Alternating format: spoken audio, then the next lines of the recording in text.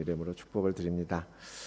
이번 주에 함께 나눌 말씀은 사도행전 9장 32절로 35절까지의 말씀입니다. 함께 일어나서 하나님 말씀 받고 또 오늘 말씀 나누도록 하겠습니다. 사도행전 9장 32절로 35절까지의 말씀입니다. 함께 읽겠습니다.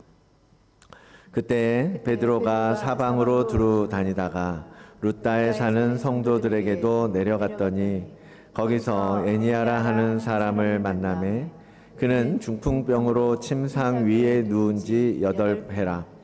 베드로가 이르되 에니아야, 예수 그리스도께서 너를 낫게 하시니 일어나 내 자리를 정돈하라 한데 곧 일어나니 루다와 사론에 사는 사람들이 다 그를 보고 주께로 돌아오니라. 아멘. 하나님의 말씀입니다. 자리에 앉으시겠습니다. 기도할게요.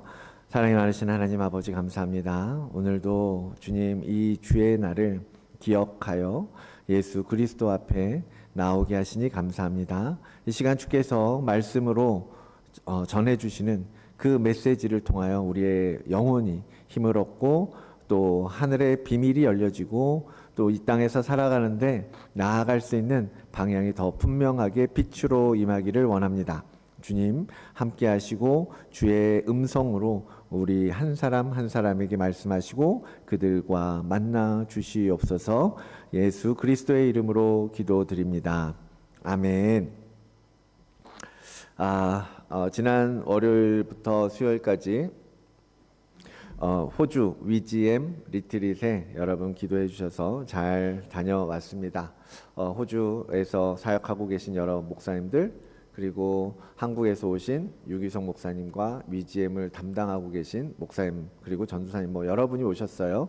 그래서 함께 2박 3일 동안 식사도 하고 함께 나누고 찬양하고 그러면서 짧지만 여러 가지 많은 인사이트도 도움 듣고 또 유 목사님이 참 마음을 다해서 우리 목사님들과 만나주시고 함께 이야기해 주셨어요. 그래서 목회의 방향성이라든지 또 주님과의 어떤 관계성 이런 부분에 대해서 생각해 볼 수 있는 너무 좋은 또 은혜로운 시간이었습니다. 다들 힘을 받고 또 함께 교제하면서 이제 목사님들과끼리도 너무 좋은 시간이었습니다.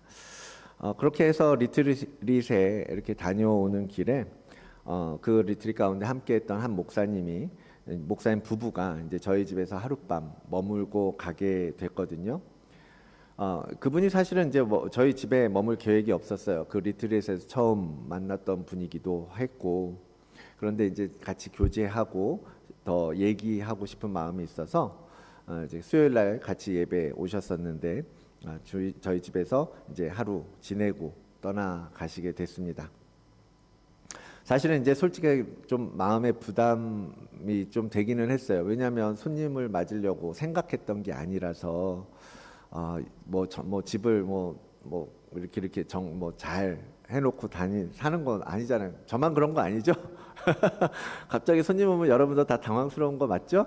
네, 그랬거든요. 그래서 그렇긴 하지만 그럼에도 불구하고 함께 만나고 나누고 교제하고 싶은 마음이 더 많았기 때문에 비록 부끄럽지만 조금 지저분하고 정돈 안 된 집이었지만 함께 시간을 나눌 수 있었습니다.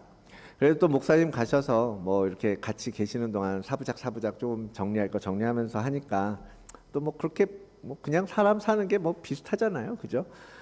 괜찮더라고요. 살다 보면 그렇게 갑작스럽게 준비되지 않은 상태에서 정말 중요한 누군가를 맞이하거나 모셔야 하는 일들이 생기기도 합니다. 평상시에 모든 삶을 정말 완벽하게 이렇게 관리하고 정돈하면서 사시는 분들이라면 사실 누가 언제 와서 봐도 문제될 거 없겠죠. 불편할 것도 없고 부끄러울 것도 없을 것입니다. 영적으로도 마찬가지입니다.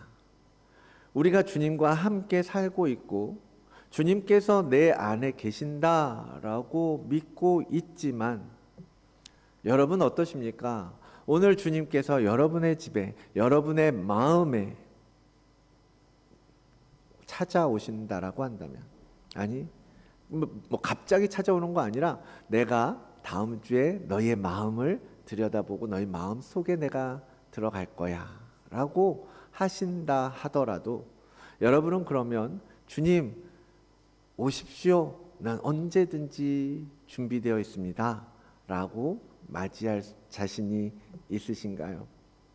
그렇게 오십시오 라고 말씀하실 수 있는 분들 계신가요? 그런 것 같아요. 늘 우리가 주님 앞에는 참 부끄러운 모습이잖아요. 참 부끄럽게 살아가고 있습니다. 주님을 믿고 주님과 함께하고 주님으로 인해 은혜가 넘친다라고 말하면서도 내 옛사람의 모습이 너무나 많이 남아있으니까 자꾸 실수하고, 또 점점 주님을 바라보는 것이 시도 때도 없이 그냥 자주 주님을 바라보는 걸 놓치면서 살아요. 주님이 나와 함께 하신다라는 것을 잊으면서 살아가게 된다라는 겁니다. 사람이 우리 옛사람, 옛 자아의 그러한 모습을 버리고 변화시킨다라는 것이 참 쉽지가 않습니다. 오늘 본문은요, 그런 상황 가운데 있는 한 사람의 이야기입니다. 절망, 포기, 그리고 체념, 그러한 자리에 누워있는 한 여인의 이야기. 오늘 본문 속에서 그 이야기를 우리에게 말씀해 전해주고 계신다라는 거죠. 주님께서는 그 여인을, 그 베드로를 통해서 그 여인을 만나 주시고 그 여인을 회복시켜 주시는데요, 그 회복을 위해서 주께서 주신 음성이 뭐였습니까? 일어나 내 자리를 정돈하라 였어요. 이젠 툭툭 털고 일어나도 괜찮으니까 너 이젠 일어날 수 있어. 그러니까 네 자리를 정리하고 이제는 나아가라, 움직여라 라고 말씀하셨던 겁니다. 그 말씀은 그저 과거에 이 성경 속에 이스라엘의 어느 한 지역에서 수천 년 전에 있었던 과거에 흘러간 사건으로 끝나는 것이 아닙니다. 오늘을 사는 바로 우리들에게도, 오늘 주님을 믿고 따라가는 성도에게도 주님은 동일하게 요청하고 계시는 거예요. 자리를 정돈하고 일어나라. 그러면 모든 사람이 너를 보고 나에게로 돌아오게 될 것이다. 이 말씀이 오늘 여러분 모두에게 선포되고 믿어지게 되시기를 원합니다. 그러면 오늘 주인공이 누구죠? 애니야라는 사람이에요. 애니야라는 이 중풍에 걸렸던 한 여인을 치유해 가는 과정을 함께 보도록 하겠습니다. 32절이죠. 그때에 베드로가 사방으로 두루다니다가 룻다에 사는 성도들에게 내려갔더니, 우리는 지금까지 사울의 이야기를 보면서 그랬어요. 예루살렘의 제자들, 사도들은 예루살렘에서만 머물면서 복음을 전하고 있다라고 생각을 했어요. 그런데 오늘 본문을 보니까 베드로가 어떻게 했어요? 사방으로 돌아다니고 있었다라는, 두루두루 돌아다니면서 정말 이스라엘 안에서 베드로는 정말 열심을 다해서 복음을 위해 살고 있었다라는 거죠. 룻다라는 지역은 어디냐면요, 예루살렘, 이스라엘이라는 나라가 이렇게 길게 돼 있잖아요. 그 중심 쪽에 예루살렘이라는 도시가 있었다면, 룻다는 지중해 쪽으로 나아가는 곳에 있는 도시입니다. 그래서 룻다를 지나서 이제 다음 주에 볼 욥바까지, 그리고 욥바에서 이제 10장으로 가면 가이사라로 베드로가 이동을 하거든요. 그래서 베드로의 이동 경로가 이렇게 되어집니다. 그러니까 지중해 쪽으로, 바다 쪽으로 이제 나가게 되는 거죠. 자, 그 룻다로 간 베드로는 거기서 중풍으로 8년 동안 고생하고 있던 애니야라는 여인을 만나게 됩니다. 우리는 복음서에서 많은 병자를 치유해 주셨던 예수 그리스도의 기적의 사건, 치유의 사건을 통해서 이 여인의 상태가 어땠을 것이다 라는 것을 아마 여러분도 상상하실 수 있을 거예요. 어땠겠어요? 8년 동안 침상에 누워있는 환자, 아무것도 내 힘으로 할 수 없고 내 손으로 할 수 없고 남들이 도와주지 않고 다른 사람들이 먹여주지 않으면 생명을 유지할 수 없는 상태, 그랬지 않았겠습니까? 그냥 침상에만 누워있는 사람이니까. 그러한 인생이었다라는 거죠. 아주 열악했고 아주 절망적이었고 그 속에서 고통스럽고, 그 여인이 8살은 아니었을 거 아닙니까? 그가 나아서 중풍에 걸릴 만큼이니까 성인이라고 볼 수 있을 거 아니에요. 정말 열심히 살았는데 어느 날 중풍이 찾아와서 그 이후 8년 동안 그 여인이 이제 나는 어떤 희망도 없다. 나는 어떻게 죽을 것인가? 왜 죽지 못하여 이렇게 살 수밖에 없는가? 그러한 두려움, 아픔, 상처 속에 살아왔던 여인 아니겠습니까? 이것이 바로 우리 죄인으로 살아가고 있는 인간들의 영혼의 상태를 이 여인의 육신의 질병을 통해서 보여주고 계시는 거예요. 주님 없는 인생이, 주님 없는 영혼, 하나님을 떠난 삶이 바로 이와 같이 영적으로 무너지고 고통스럽고 혼자 힘으로 살 수밖에 없는, 버텨야만 하는 그러한 아픈 인생을 살 수밖에 없다라는 것을 애니야의 이 중풍병을 통해서 우리에게 보여주고 계신다라는 거죠. 그러한 고통 가운데 살아가고 있던 애니야에게 베드로가 찾아왔고, 그리고 그 여인을 향해서 베드로가 이렇게 명령하는 겁니다. 34절, 애니야야, 예수 그리스도께서 너를 낫게 하시니 일어나 내 자리를 정돈하라. 오늘 애니야와 같이 삶의 문제로 허덕일 수밖에 없는 모든 사람들, 병들고 지치고 그러한 영혼으로 어떻게 살아가야 할지 막막한 모든 이들에게 애니야를 회복시켜 주셨던 그 예수 그리스도의 은혜가 임하기를 원합니다. 모든 문제에도 불구하고요, 답은 오직 예수 그리스도입니다. 그것을 해결해 주실 수 있는 분, 누가 그걸 해결해 주겠습니까? 지금 베드로를 통해서 하나님께서 일하셨다고 베드로가 그것을 해결할 수 있는 해결사가 될 수 있겠습니까?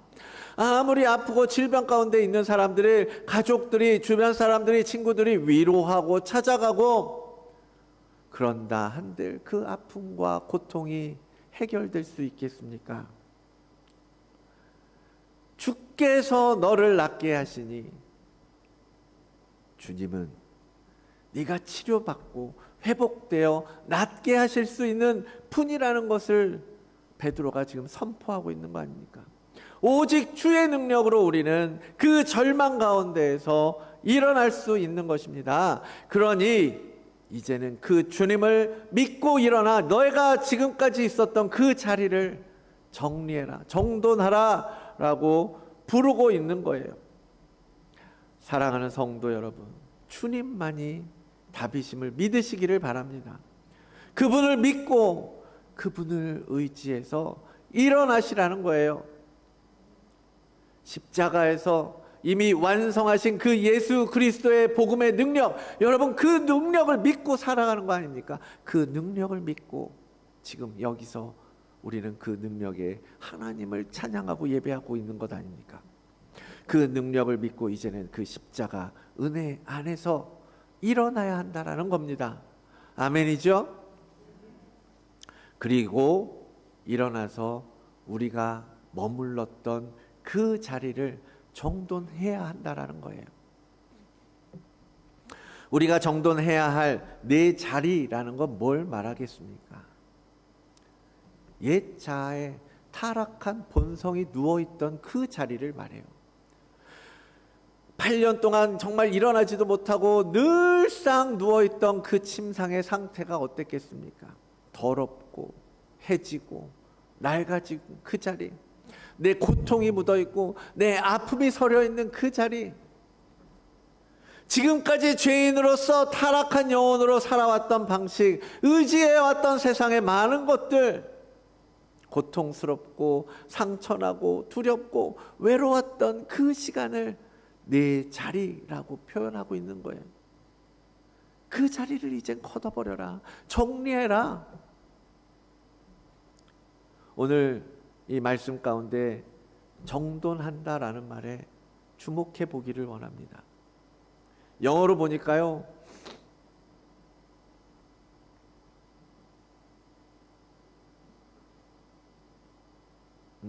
네, 이게 아니네. 15절 앞으로 넘겨주세요.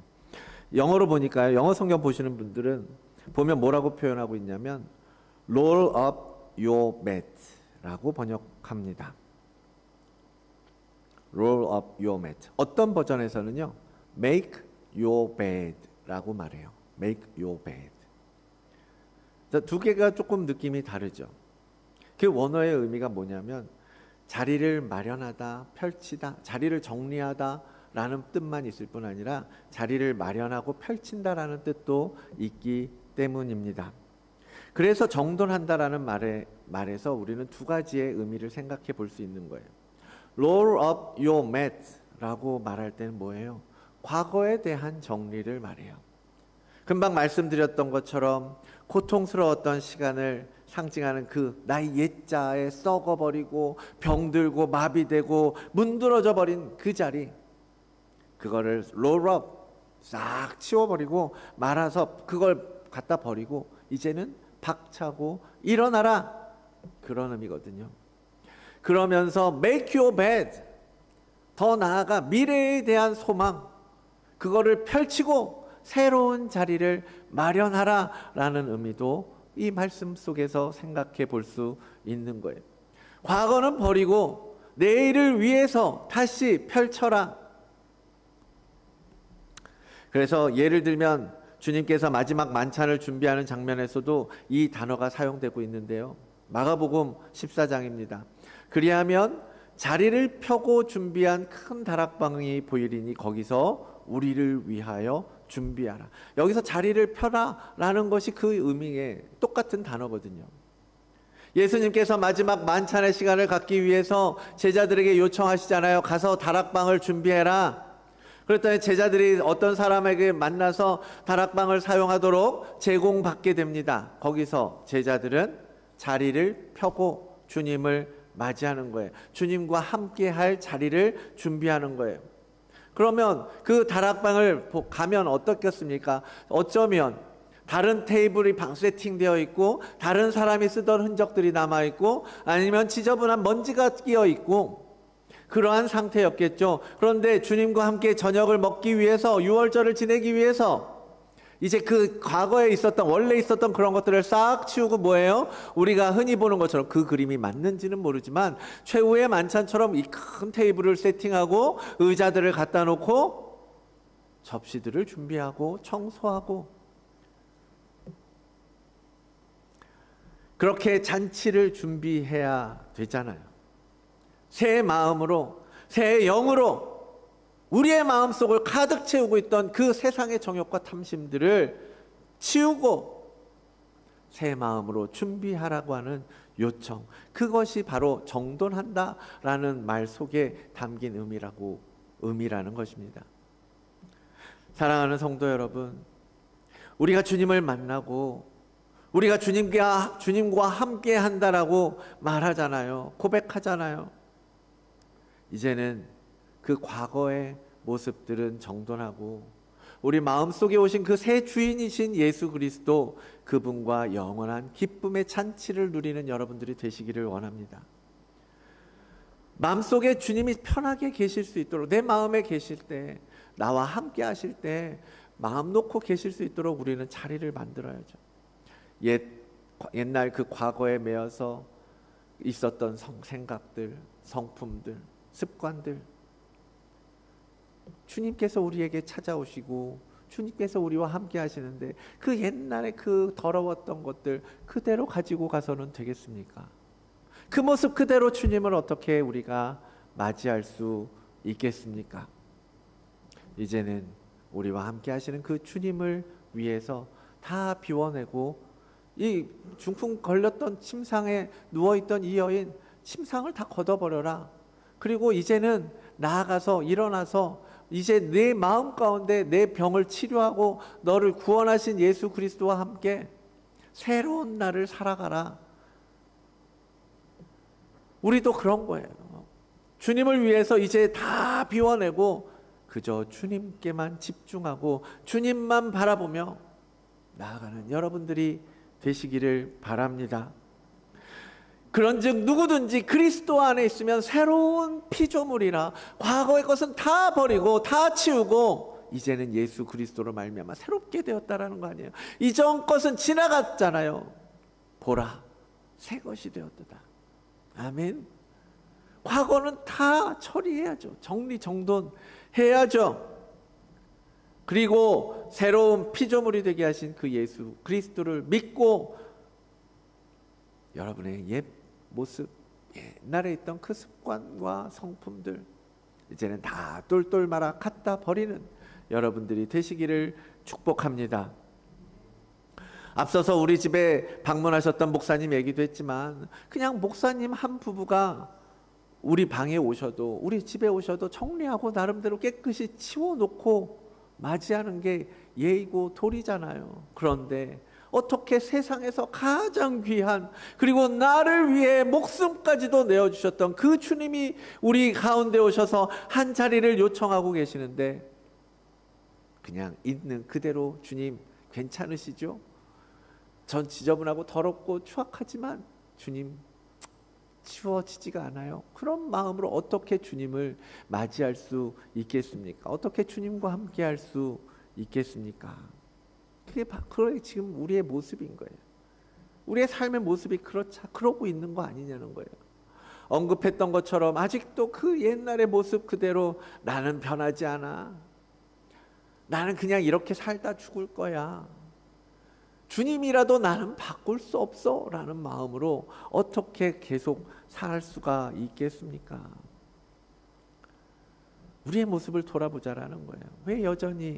왜 여전히 우리 안에는 옛날의 모습 그대로 세상의 정욕과 이생의 자랑과 그 탐욕으로 마음이 가득한 것입니까? 그것을 비우는 것이 왜 그리도 어렵고 힘든 겁니까? 주님의 말씀대로 살고 싶다고, 그래서 과거는 청산하고 이제는 새 마음으로 주님을 따라 제자가 되고 싶다고 말하지만 어떻게 해야 그 작업이 우리 안에서 이루어지게 되는지, 정리하고 정돈하고 깨끗하게 주님을 담아낼 수 있는 속사람을 만들어 갈 수 있는 겁니까? 그런 질문들을 여러분 해보시면서 신앙생활을 하셔야 된다는 거, 이 영적인 길을 걸어가셔야 되지 않겠습니까? 마음을 비우고 정리하고 우리 마음에 오신 주님과 교제하고, 사실 이 문제는요 우리 힘으로 되는 건 아닙니다. 우리가 아무리 열심을 내고 아무리 선행을 베풀고 아무리 믿음으로 행한다 해도요 그것은 우리가 할 수 있는 일은 아니라는 거예요. 무엇으로 되는지 아십니까? 바로 십자가에서 이미 우리의 모든 죄를 짊어지고 그 대가를 치러주신 주님, 그 주님의 은혜를 믿는 믿음, 하나님께서 우리에게 허락하신 그 믿음을 받아서 그것을 나의 믿음으로 온전하게 인정할 때 그 일들이 이루어지기 시작한다라는 거예요.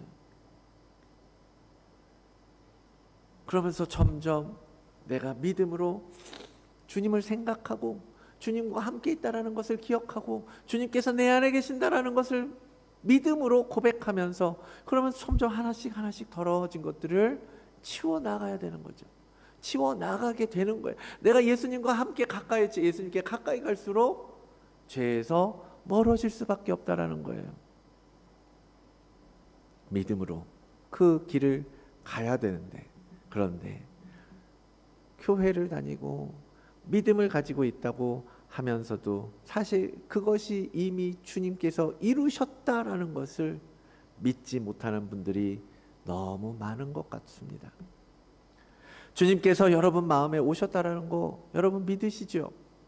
주님께서 임마누엘 주님께서 지금도 여러분과 함께 하신다라는 거 여러분 믿잖아요.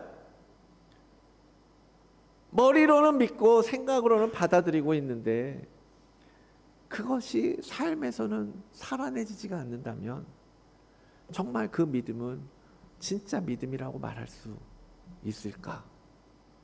과연 진짜 믿음으로 산다라는 게 뭘까?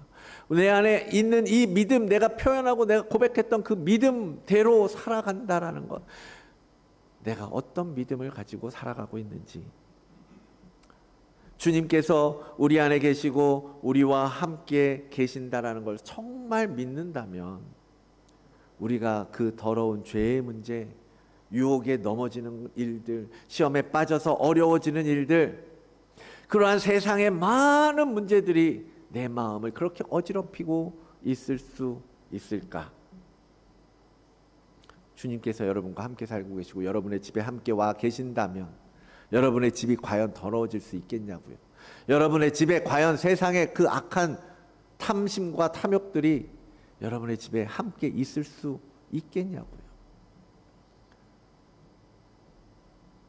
목사님 한 분만 방문해도 치우고 깨끗하게 예를 갖추는 우리들이 만왕의 왕이라고 고백하고 살아계신 하나님의 아들이라고 고백하고 우리를 구원하신 생명의 주님이라고 선언하면서도 그분이 계신 내 마음, 그분이 지금 함께 하시는 그 마음은 전혀 치울 생각을 하고 있지 않다면 얼마나 이상하고 이해 안 되는 행동입니까?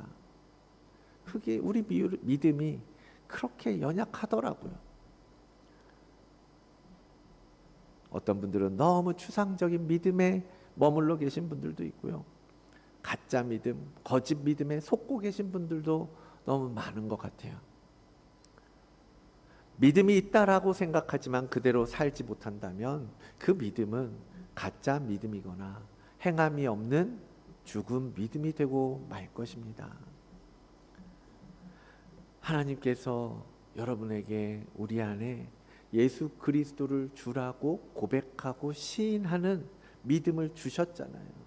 그러면 그 믿음을 붙들고 이제 그 믿음을 취해서 나도 그것을 믿습니다 하고 그 믿음으로 이 길을 걸어가야 되는데 하나님은 끊임없이 우리에게 믿음을 요청하시고 내가 너에게 그 믿음을 주고 성령으로 그것을 시인하고 고백할 수 있게 해주시는데도 그 길을 가지 않는다면 우리는 그 믿음을 정말 우리 안에 받아들이고 있는 것인지 생각해 봐야 되지 않겠습니까? 여러분, 사탄은요 우리가 굳은 믿음을 가지고 있다고 착각하게 만듭니다. 행위도 없고 변화도 없고 영적으로 보면 마음을 지키는 것 같지도 않은데 그러면서도 난 예수님 잘 믿고 매주일 잘 지키고 그래도 내가 성경 보면서 살려고 노력하고, 사탄이요 그 믿음이 진짜라고 우리를 속일 수 있다니까요. 속인다고요. 정말 아무런 삶의 열매가 없어요. 아무런 내 삶의 성품의 변화가 없어요. 아무런 습관도 바뀌지 않아요. 죄에 대한 생각이 내 안에서 떠나지 않아요. 그러면서도 나는 믿음이 좋다라고 착각하게 만든다라고요. 여러분의 삶을 보십시오. 주님을 믿는다면 당연히 나와야 한다라고 수없이 말씀을 통해서 배웠던 그 열매들이 여러분의 삶에 맺혀져 가고 있습니까? 본문 마지막 절에 애니야처럼 곧 일어나니 룻다와 사론에 사는 사람들이 다 그 애니야를 보고 축계로 돌아오니라. 이런 일들이 여러분의 삶에 나타나고 있냐라고요. 표면적으로 전도에 대해서만 이야기하는 것이 아니라 그것 당연히 그러한 결과가 나와 그런 열매가 보여지는 것도 맞지만 그것보다 더 본질적으로 여러분의 삶을 보고 여러분의 모습을 보고 여러분의 성품을 보고 누군가 주님에 대해서 궁금해하고 내 아픔을 주님께서 해결하실 수 있냐고 물어보는 나에게 와서 그러한 일들이 인생 가운데 생기고 있느냐, 여러분의 삶을 말씀 속에 비춰 보시라는 겁니다. 그리고 하나님께서 내게 주신 그 믿음, 살아있는 믿음이 되도록 나의 믿음으로 받아 열매 맺는 삶을 살아가시라는 거예요. 히브리서 기자는 이 시대의 그리스도인들에게 이렇게 권면합니다. 이러므로 우리에게 구름같이 둘러싼 허다한 증인들이 있다라는 거예요. 여러분, 우리 눈에 보이지 않는 수많은 믿음의 선인들이, 하나님의 영이, 하나님의 사람들이 우리를 둘러싸고 바라본다라고 생각한다면 여러분, 우리의 삶의 단 한 자락이라도 함부로 살 수 있겠습니까? 그 말씀이 믿어진다면, 이 말씀의 말씀 그대로 믿어진다면 그 수많은 증인들 위에 계신 아버지 하나님, 우리 주 예수 그리스도께서 나와 함께 하시고 나를 바라보고 계신다라는 것이 믿어진다면 어떻게 삶이 바뀌지 않을 수 있겠습니까? 그러나 거기에 덧붙이신 말씀이 뭐예요? 믿음의 주요 온전케 하시는 이인 예수 그리스도를 바라보자. 그래, 내 모습은 나는 의지적으로 나는 그걸 할 수 없어. 그러나 우리가 믿음의 주이신 예수 그리스도를 바라본다면, 누가 바라본다고? 사람 눈치? 허다한 증인들이 바라보는 것까지도 두려울 게 있겠습니까? 우리가 주님을 바라보며 나아간다면 하나씩 치우면서 가면 되죠. 주님, 내가 하나씩 버리면서 가겠습니다. 치우고 똘똘 말아 없애고 정리하겠습니다. 주님만 바라보는 걸 놓치지 않는다면 할 수 있다라는 거예요. 그러므로 여러분, 우리가 우리의 삶의 모습을 보면 참 내가 그렇게 믿음으로 간다고 생각하고 그 길을 정말 열심을 다해야 했지만 여전히 10년 전, 20년 전, 30년 전의 내 성품과 내 습관이 그대로 있다면 조금만 더 주님을 향하여 우리의 믿음으로 나아가기를 원합니다. 사도는 에베소서에서 이렇게 말씀하고 있습니다. 믿음으로 말미암아 그리스도께서 너희 마음에 계시게 하시기를 성도들을 위해서 간구하는 거예요. 믿음으로 주님이 우리 마음 가운데 거하시기를 간구하고 있습니다. 그 주님이 우리 마음에 계심을, 주님이 우리와 함께 하심을 믿어보라는 거예요. 그 믿음으로 우리 안에 계시는 주님이 더욱더 선명하게 우리의 삶에 드러나게 될 것입니다. 그래, 믿음으로 한 걸음 한 걸음 주님의 손잡고 주님과 함께 동행하며 주님을 바라보며 걸어가게 될 때 놀라운 삶의 변화가 생기고, 이 애니야처럼 누군가 나를 보고 주께로 돌아오는 일들이 생기게 될 줄로 믿습니다. 사랑하는 성도 여러분, 8년 동안 중풍으로 인해서 침상에 누워있던 애니야는 바로 죄로 말미암아 죽을 수밖에 없는 그런 죽은 것처럼 누워있던 우리 모든 인간들을 상징합니다.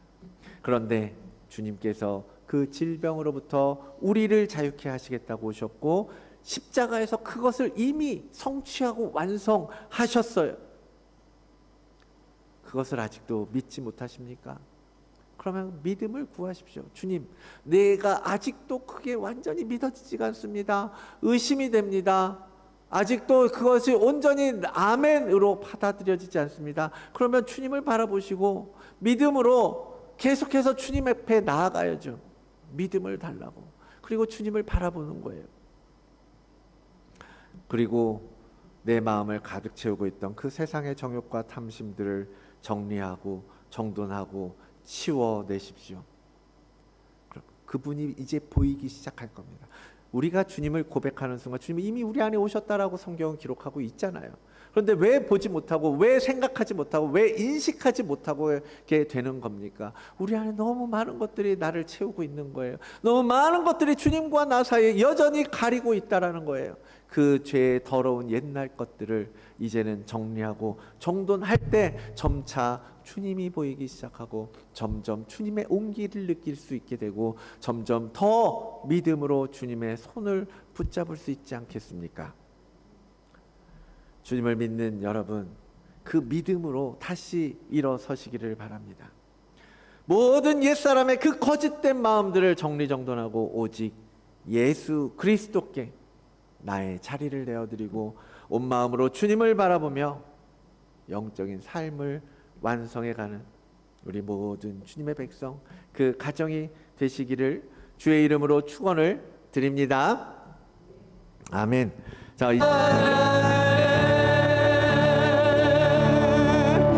아멘, 아멘. 주님을 찬양합니다. 우리에게 오셔서 우리를 영원한 하나님의 나라로 이 땅 가운데에서도 그 천국을 누리며 살아갈 수 있는 자로 살게 하실 주님을 찬양합니다. 지금까지 믿음이 있다고 말하면서도 주님이 나와 함께 하시고 내 안에 계심을 온전히 믿지 못하여 여전히 더러운 죄악 가운데 있었던 우리들을 용서하여 주시고 이제라도 다시 그 자리를 다 정돈하고 이제는 주님을 바라보며 믿음으로 주께 반응하는 우리 모두가 되도록 인도하여 주시옵소서. 주님, 이 땅을 바라보면 얼마나 힘들고 고통스럽고 외로운지 모릅니다. 그 안에서 주님을 바라볼 소망을 주셨사오니 아버지 하나님, 이제 그 소망 안에서 주님과 함께 걸어가는 우리 모든 다드림 교회 지체들 될 수 있게 인도하여 주시옵소서.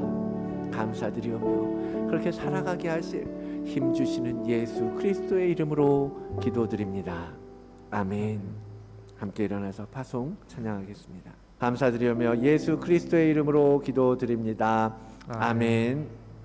이제는 우리를 위하여 이 땅에 오신 예수 그리스도의 은혜와 그 아들을 내어주시기까지 우리를 사랑하신 아버지 하나님의 그 크신 사랑하심과 우리에게 오셔서 우리로 주의 길을 걸으며 믿음으로 살아갈 수 있도록 도우시는 성령님의 내주 교통하심의 역사가 오늘 주신 말씀처럼 아버지 하나님, 그 한 여인이 믿음으로 주님의 뜻을 이루고 많은 사람을 주께로 인도하였던 것처럼 아버지 하나님, 우리도 믿음으로 주님께서 오셔서 말씀하신 것들을 통하여 나의 삶을 정결하게 만들기로 결단하는 우리 다드림 교회 모든 성도들, 함께 예배하는 모든 지체들 머리 위에, 그들의 가정 위에, 그들의 일터 위에, 우리의 사랑하는 조국 대한민국과 우리가 살고 있는 이 땅 호주 위에 이제로부터 영원히 함께 있을지어다. 아멘.